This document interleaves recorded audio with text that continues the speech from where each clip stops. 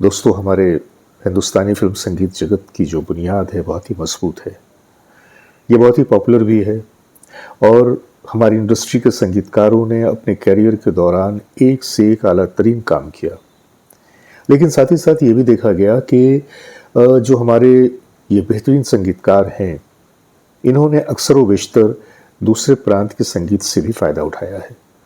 अब हम इसे इंस्पिरेशन का नाम दें या कॉपी का नाम दें।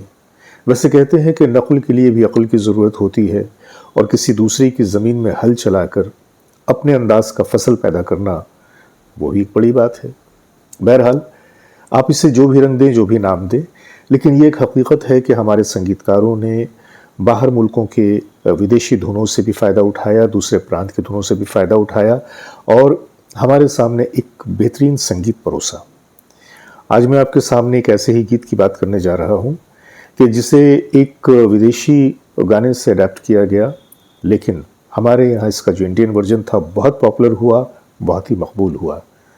तो आइए, बने रहिए हमारे साथ और देखते रहिए अपना मनपसंद चैनल सिनेमाया। आज मैं आपको बताने वाला हूँ दोनों गीतों के बारे में, एक जो वो ओरिजिनल है और दूसरा जिसके ऊपर हमारे यहाँ उस गीत को ढाला गया। तो आइए चलते हैं वीडियो की तरफ।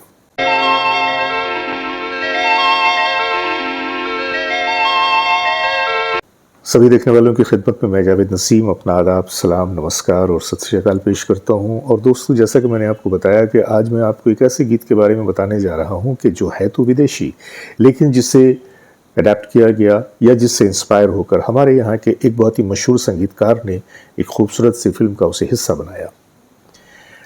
1990 में एक फिल्म आई थी। फिल्म का नाम था जुर्म। ये फिल्म थी महेश भट्ट की, इसे प्रोड्यूस किया था मुकेश भट्ट ने और इसकी कहानी लिखी थी सलीम खान साहब ने। यहाँ पे मैं एक बात आपको ये बताता चलूँ कि जब ये फिल्म बन रही थी तो सलीम खान साहब और महेश भट्ट साहब के दरमियान कुछ पैसों के लेन देन के मामले में चपकलश हो गई, थोड़ा मनमुटाव हो गया और ये बात कुछ ऐसी बढ़ी कि सलमान खान ने अपने पिताश्री के मोहब्बत में या उनकी इज़्ज़त या उनके सम्मान को नज़र में रखते हुए ये कसम खाई कि वो ज़िंदगी में कभी भी महेश भट्ट के साथ उनकी किसी भी फिल्म में काम नहीं करेंगे। तो ये तो एक बड़ी बात थी इस फिल्म के लिए। ये जो फिल्म थी जिसका नाम था जुर्म, इसके हीरो थे विनोद खन्ना और इसकी हीरोइन जो थी विनोद जी की, वो थी मीनाक्षी शेषाद्री।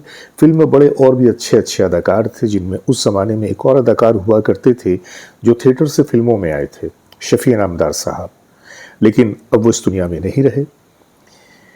फिल्म एक रोमांटिक फिल्म कह लीजिए, थोड़ी सी उसमें थ्रिलिंग भी शामिल थी, जैसा कि महेश भट्ट की फिल्मों में अक्सर होता है। थोड़ा सस्पेंस, थोड़ा थ्रिल, थोड़ी कहानी, थोड़ा रोमांस। तो ये फिल्म भी कुछ ऐसी ही थी। इस फिल्म में संगीत दिया था राजेश रोशन जी ने। राजेश रोशन जो हमारे देश के एक जाने माने वो संगीतकार हैं और रोशन जी के सुपुत्र हैं। रोशन जी का नाम भी कोई अनजाना तो है नहीं। उस दौर में रोशन जी का भी अपना एक मजबूत मकाम था संगीत की दुनिया में। राजेश रोशन जी भी जब फिल्मों में आए तो उन्होंने भी अपने बेहतरीन संगीत से अपना नाम बहुत जल्दी बना लिया। तो राजेश रोशन जी इस फिल्म के मौसीकार थे। गीत जो लिखे थे वो इंदिवर साहब ने और पयाम सईदी साहब ने।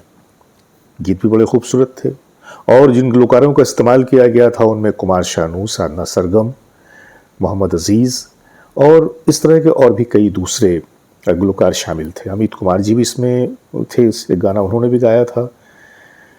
फिल्म रिलीज़ हुई, फिल्म ने अच्छा खासा बिजनेस भी किया। फिल्म में कई गीत थे, लेकिन आज मैं जिस गीत की बात आपसे करने जा रहा हूँ, इस गीत की झलक मैं आपके सामने पेश कर रहा हूँ।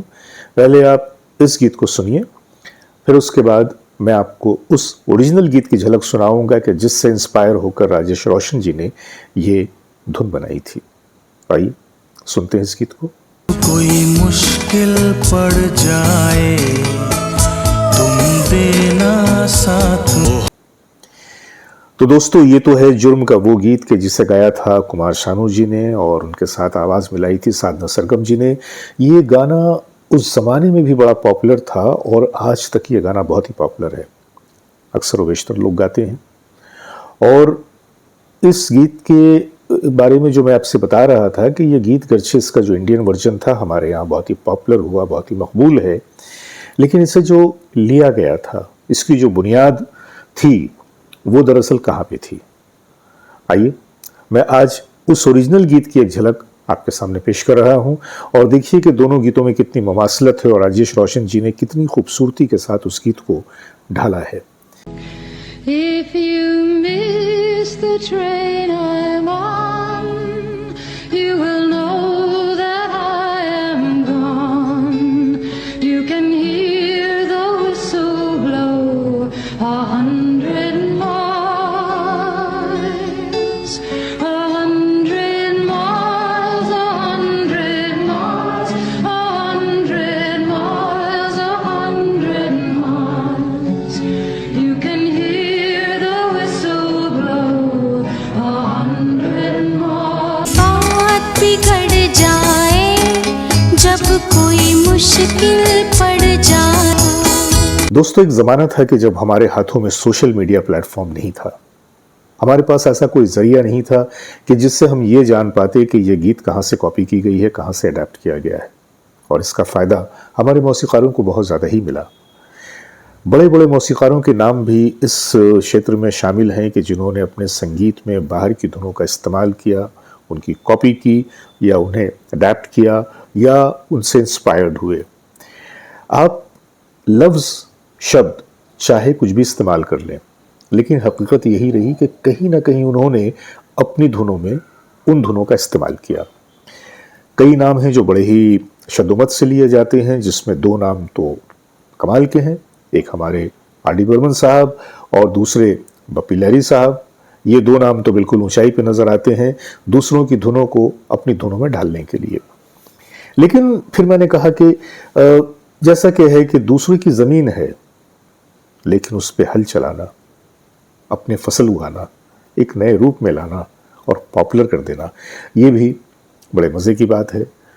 और ये वो धुनें होती हैं एक्चुअली कि जो किसी भी प्रांत की हों, किसी भी देश की हों, वो ऑलरेडी लोगों को बहुत पसंद आती हैं। उनके अंदर कोई ना कोई एक ऐसी ख़ास बात होती है जो फ़ौरन आपके दिलो दिमाग में जाकर बैठ जाती है। और यही वजह है कि जब उन धुनों का इस्तेमाल हमारी फिल्मों में होता है, हमारे गानों में होता है, तो वो गाने भी बहुत जल्दी पॉपुलर हो जाते हैं। बहुत सारे ऐसे म्यूज़िक के टुकड़े भी हैं कि जिनका इस्तेमाल हमारी फिल्मों में किया गया।